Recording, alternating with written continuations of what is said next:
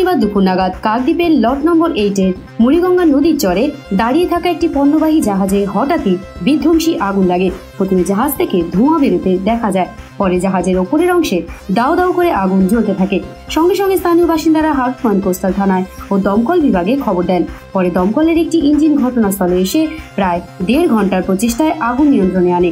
পণ্যবাহী ওই জাহাজের কেবিনের ওয়ারিংয়ের তারে শর্ট সার্কিট থেকে এই আগুন লেগেছে বলে জাহাজের কর্মী ও দমকল কর্মীদের প্রাথমিক অনুমান। পুলিশ ও স্থানীয় সূত্রে জানা গিয়েছে, এই পণ্যবাহী জাহাজটিকে ভাসমান মোবাইল পেট্রোল পাম্পে রূপান্তরিত করার জন্য রিপেয়ারিং এর কাজ চলছিল।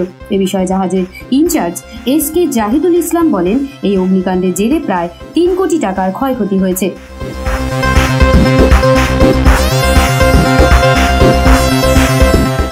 কাকদ্বীপ থেকে বিবি বাংলা নিউজ টিম।